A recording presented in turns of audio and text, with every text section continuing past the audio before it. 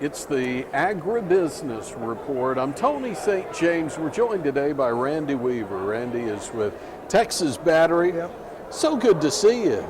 Yeah, better to be seen than viewed, but it's great to be here. Absolutely. So, hey, I know some of this already, but how about you share with us your path to Texas Battery? Did it start in ag? It started in ag. As a matter of fact, I still own the homestead that my granddad homesteaded before statehood in Oklahoma. So, and then went to Oklahoma State to school, and so those things, a background in agriculture, and then from there to the finance business, and then from there to the battery business. So now started the battery business in 1980. So all of a sudden, still here we are. Time passes. Well, glad you said that.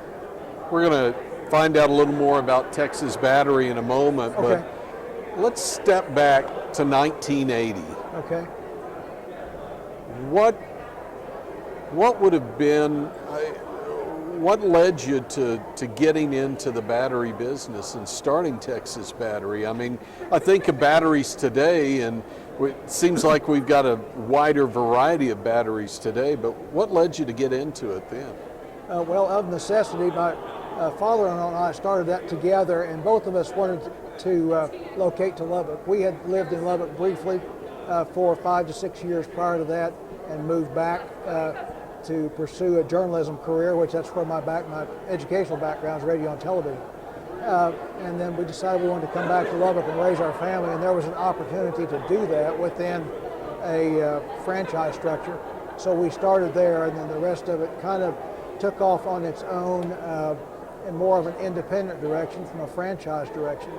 And so it's developed quite a bit. And the battery business is no different from any other business. There's significant difference over a time period there, and there's a niche there called battery specialists, and that's kind of where we drop into in the whole parts spectrum.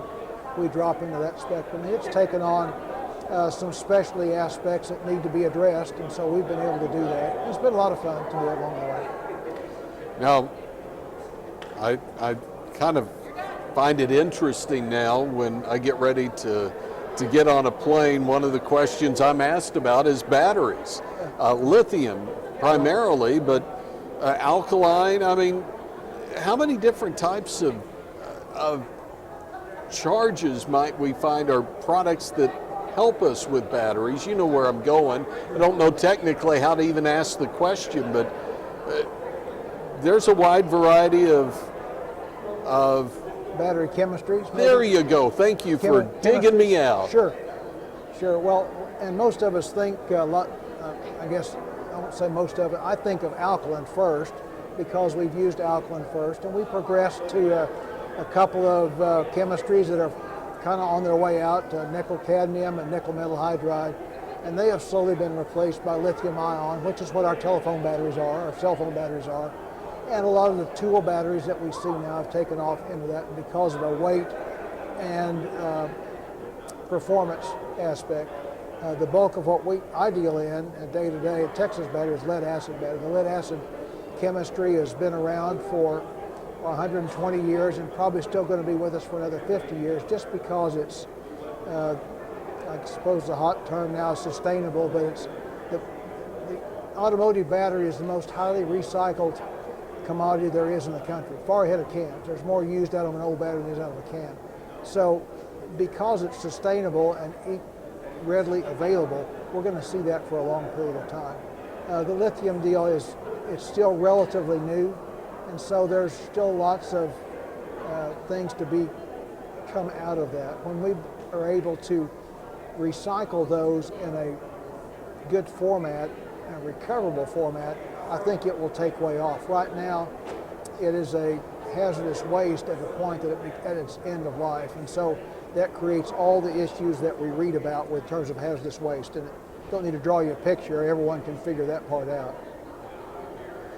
So we talked about the background and kind of getting to where we are today with the battery. What about down the road, the future of battery? I mean, is there something out there that you're seeing that could be coming, maybe not 5 years down the road, maybe it's 10, maybe it's 20, 50 years down the road.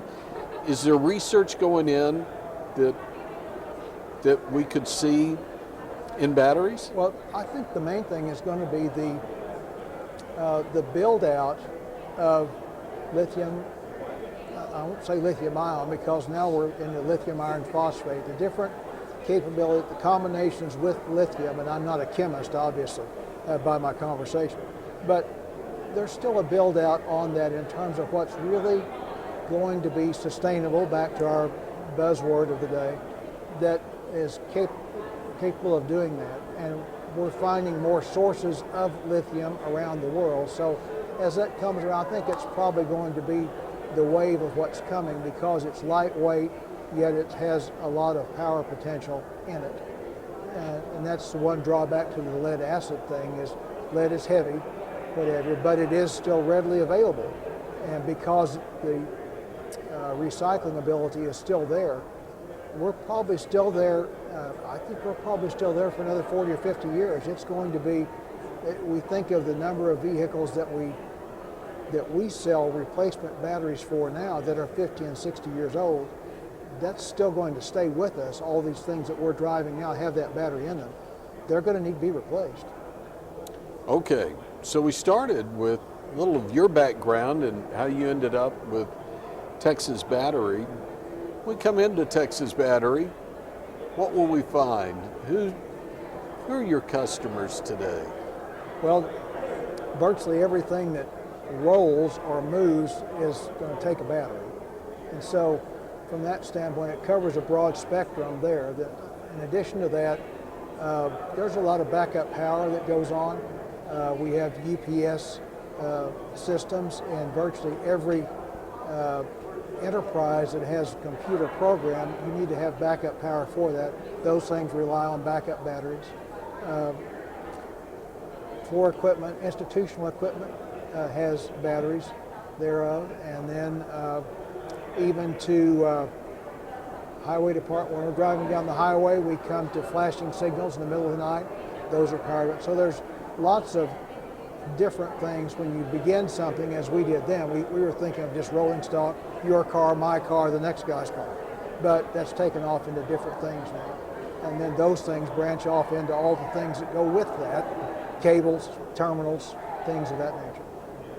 All right, if we want to find out more about Texas Battery and maybe not just walk through the door, but see you virtually, can we do that? Sure, it's texasbattery.com, and we have a great lineup on there. A guy does a wonderful job of keeping us up to date.